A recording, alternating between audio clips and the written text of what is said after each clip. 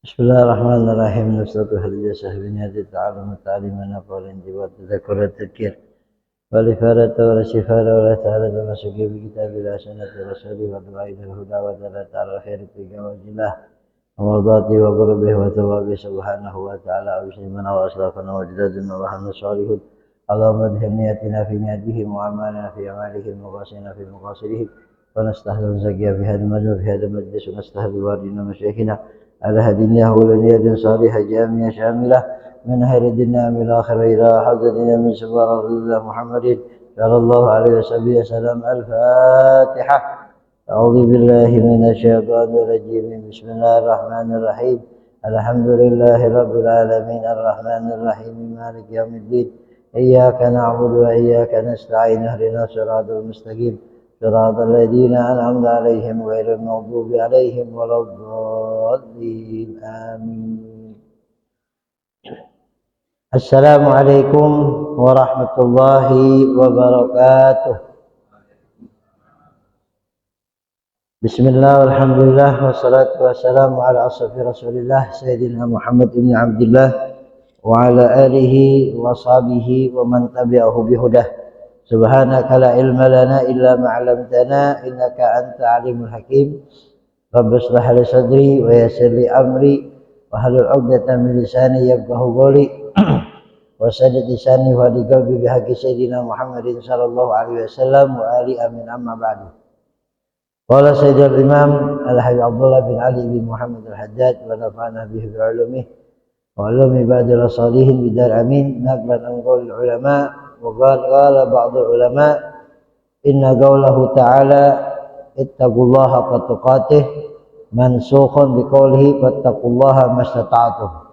وقال بعضهم الآية الثانية مبينة لمراده من الآية الأولى لا ناسخة لها وهذا هو الصواب إن شاء الله تعالى فإن الله تعالى وله الحمد لا يكلف نفسا إلا وسعها وإن كان له ذلك لو أراد أو أمر به لأن له أن يفعل في ملكه وسلطانه ما يشاء ولكنه سبحانه قد خفف ويسر كما قال تعالى يريد الله أن يخفف عنكم وخلق الإنسان ضعيفا يريد الله بكم اليسر ولا يريد بكم العسر إلى آخر ما قال رضي الله عنه.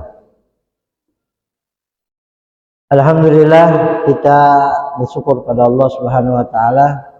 Pagi hari ini kita bisa hadir di dalam majelis yang mulia di dalam Masjid Manarul Islam.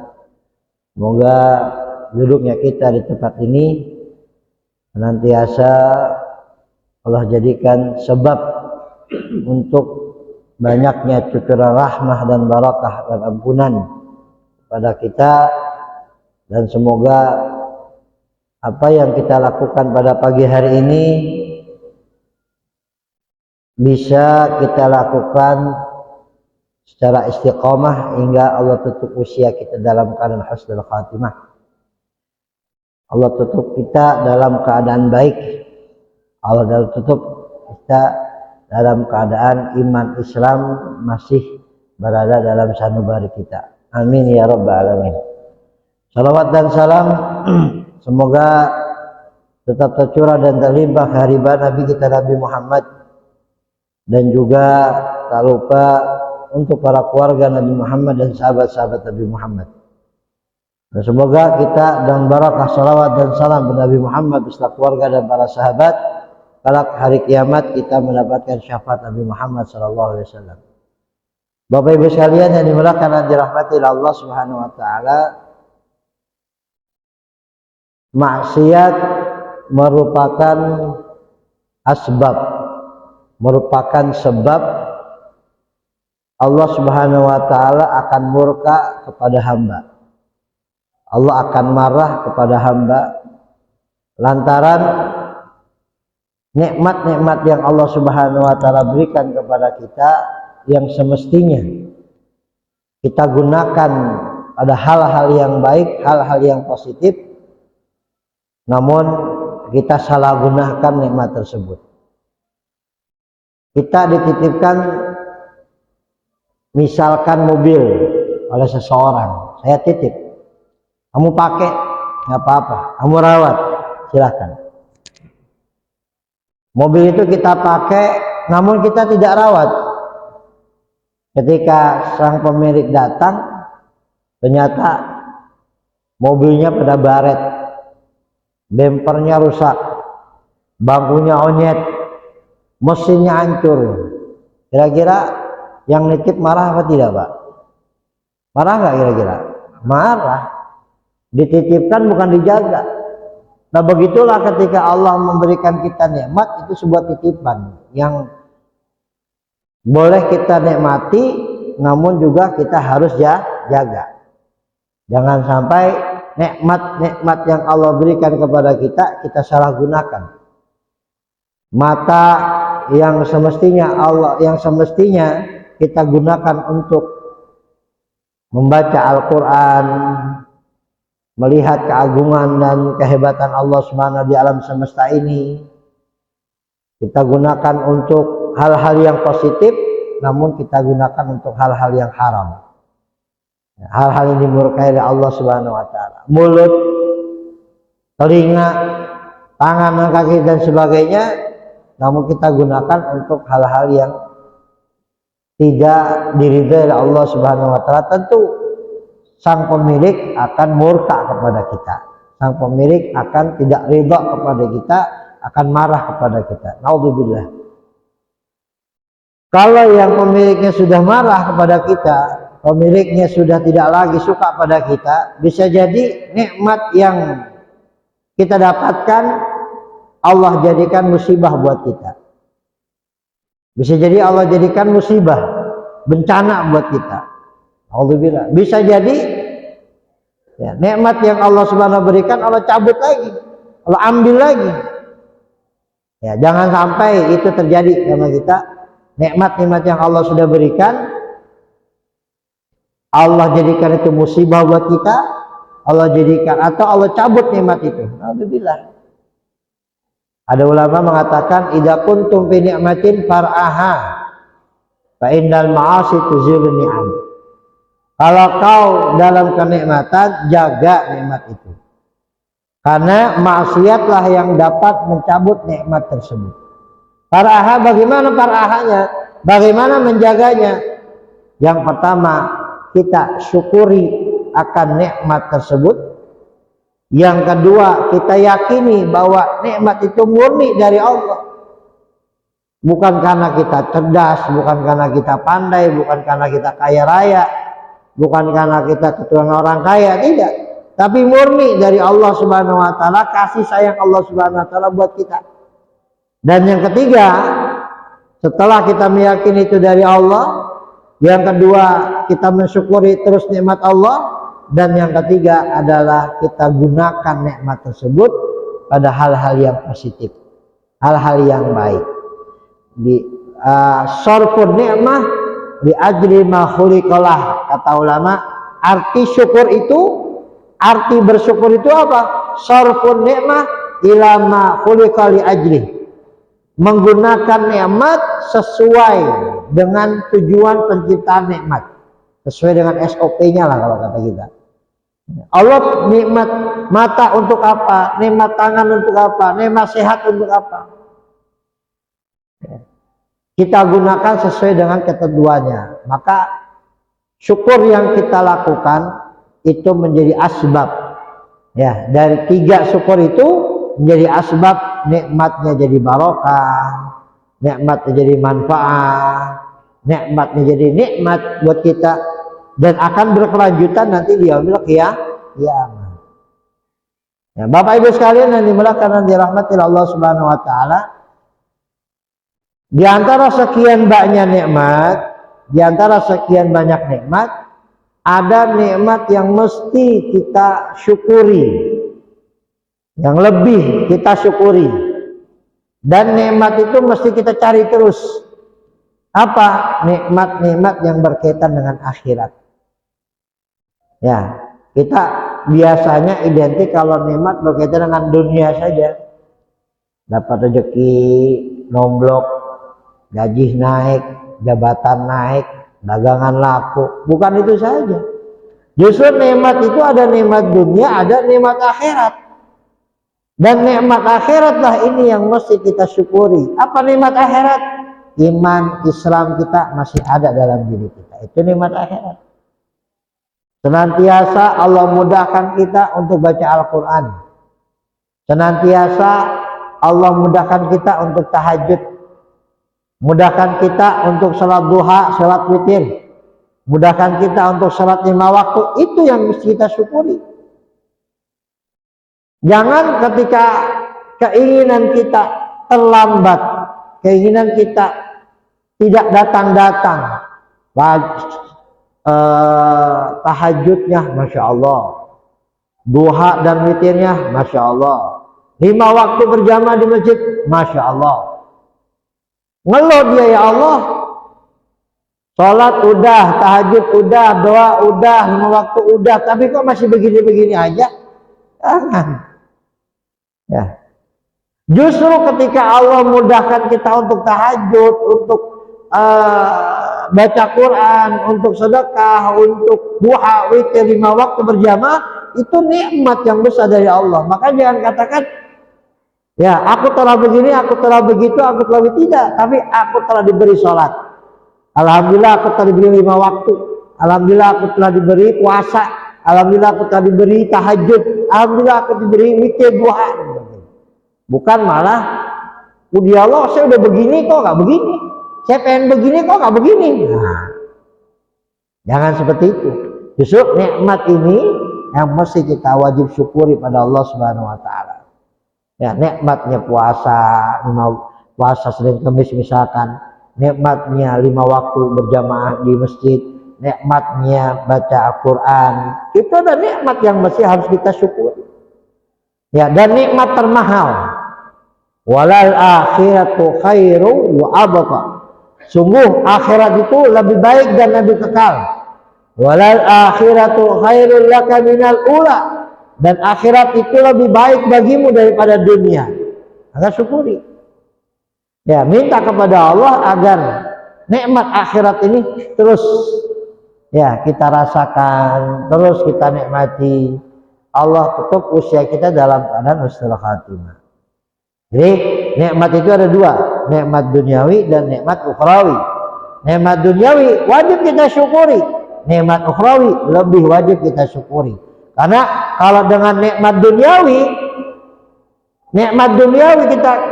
duniawi siapa aja bisa dikasih sama Allah. Gak mesti orang yang rajin ibadah, ya, gak mesti orang yang beriman, gak mesti orang yang Allah suka. Itu nikmat duniawi. Kita punya mobil, orang kafir juga punya mobil. Kita punya motor, orang kafir juga punya motor. Istimewanya di mana? Kita punya rumah megah, orang kafir juga punya rumah megah. Kita punya uang banyak, orang kafir juga punya uang banyak. Istimewanya di mana? Orang kita punya jabatan tinggi, orang kafir juga punya jabatan tinggi. Istimewa di mana? Yang lebih istimewa lagi, Allah ngasih iman Islam buat kita. Yang orang kafir nggak akan punya.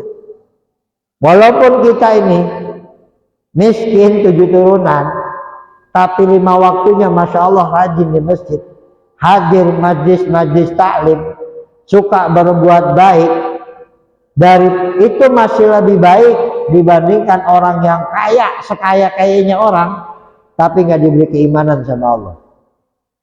Nggak beriman sama Allah Subhanahu wa taala.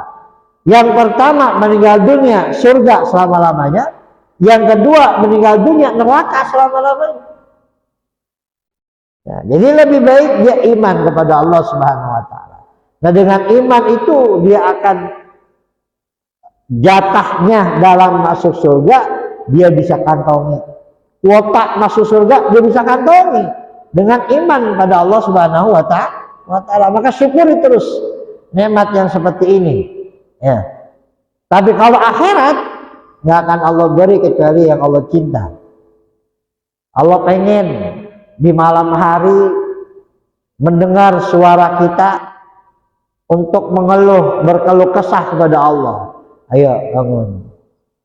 Allah utus untuk bangunkan kita untuk berbicara kepada kita dengan apa? Dengan Allah kirim nyamuk, bangun. Belum bangun juga. Allah kirim panas, bangun. Kamarnya pakai AC misalkan. Allah kirim juga bangun. Ada suara ban meledak, bangun. Ya, lanjut tidur lagi. Allah kirim lagi pengen buang air kecil, biar kita bangun. Buang air kecil, tidur lagi. Itu sebenarnya isyarat, Pak. Isyarat, Bu, bahwa Allah tuh lagi pengen ngobrol sama kita. Maka Allah kirim utusan-utusannya tuh. Allah lagi pengen ngobrol sama kita, bangun. Allah kirim panas, panas ya, bangun. Bukan malah pindah cari tempat yang adem buat lanjutin tidur, bukan. Atau banyak nyamuknya, bukan malah kita nyalain obat nyamuk biar nyamuknya pergi, bukan. Tapi itu adalah bagian dari undangan Allah buat kita. Pengen Allah ini kita di malam hari bermunajat. Pengen Allah ini, pengen kita ini dari Allah membaca Quran dan sebagainya. Itu adalah bagian dari undangan Allah. Jadi syukuri nikmat Allah Subhanahu wa taala berupa keimanan, keislaman, dan syukuri nikmat Allah berupa akhirat yang tidak akan Allah kasih kecuali Allah cinta. Ya, mudah-mudahan ya nikmat-nikmat akhirat itu akan terus menyertai kita, ya, akan terus bisa kita istiqomah dalamnya, dan mudah-mudahan terus Allah jauhkan kita dari segala murka dan mara bahaya dan ujian cobaan. Amin Allahumma amin. Bapak Ibu sekalian yang dimudahkan dan dirahmati Allah Subhanahu wa taala, pada pertemuan yang lalu telah kita bahas tentang arti firman Allah Subhanahu wa taala, ittaqullaha haqqa tuqatih. Bertakwalah kepada Allah dengan sebenar-benarnya takwa. Pada pelajaran yang lalu, definisi dari sebenar-benarnya takwa, an yuta wa la yu'sa, an yuzkar fala yunsa, an yuskar fala yukfar. Arti sebenar-benarnya takwa, selalu taat, nggak pernah maksiat, selalu ingat, nggak pernah lupa, selalu bersyukur, nggak pernah kufur. Nah, ini. Ya, sehingga dikatakan para ulama, siapa yang bisa seperti ini? Nggak pernah maksiat, ibadat terus, nggak pernah kufur, syukur terus, nggak pernah lupa, ingat terus sama Allah. Siapa yang bisa melakukan seperti ini? Bahkan dikatakan,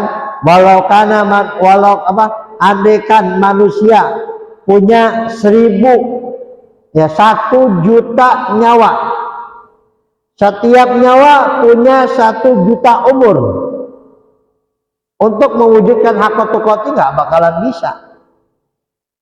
Untuk selalu taat, nggak pernah maksiat, untuk selalu ingat, nggak pernah lupa, selalu syukur, nggak pernah kufur, siapa yang bisa? Ya, malaikat saja, dalam sebuah riwayat, malaikat saja yang diciptakan oleh Allah pertama kali, yang Allah ciptakan, ya, diperintahkan untuk sujud, dia akan sujud sampai hari kiamat. Diperintahkan ruku, akan ruku sampai hari kiamat. Diperintahkan bertasbih, dia akan bertasbih sampai hari kiamat. Nah, ketika di hari kiamat, setelah mereka bebas dari kewajiban tersebut, tidak ada lagi ibadah yang mereka kerjakan, yang dituntut oleh Allah untuk dikerjakan. Apa kata malaikat? Subhanak wa lakal hamd. Maha suci engkau ya Allah dari segala kekurangan, dan maha terpujilah engkau ya Allah. Ma'arabna haqqa ma'rifatik wa la'abadna haqqa ma'ibadatik. Kami ini ibadah masih belum, ya, masih belum dikatakan benar-benar ibadah. Kami ini taat, masih belum dikatakan benar-benar ya taat. Itu kelas malaikat, Pak. Kelas malaikat mengakui akan kekurangan dalam ibadahnya. Laki-laki, kira-kira kita ini gimana modelnya? Ya, kalau malaikat sekelas malaikat udah seperti itu, sami ibadah belum sebenar-benarnya ibadah. Kami taat belum sebenar-benarnya taat. Itu kelas malaikat mengakui akan kekurangannya. Gimana kita kira-kira? Yang Allah perintahkan, bertakwalah kamu dengan sebenar-benarnya takwa. Bahkan Nabi saja yang Nabi katakan, ana akhsyakum lillahu attaqum lah.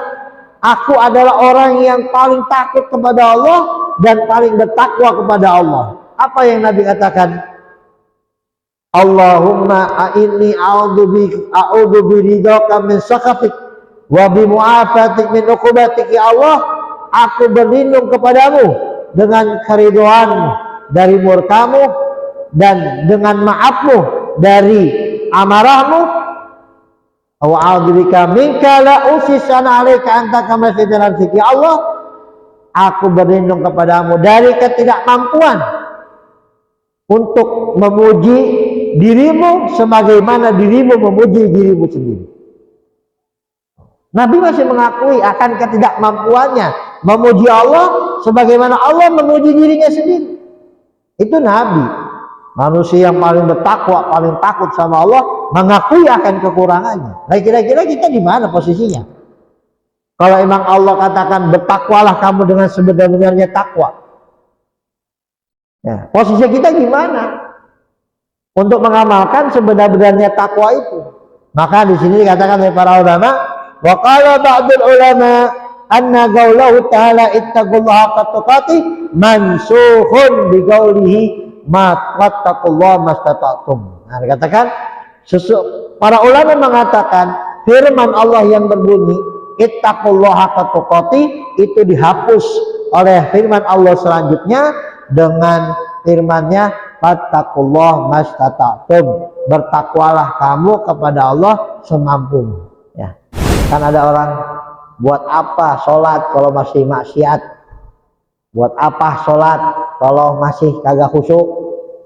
Buat apa pakai jilbab kalau masih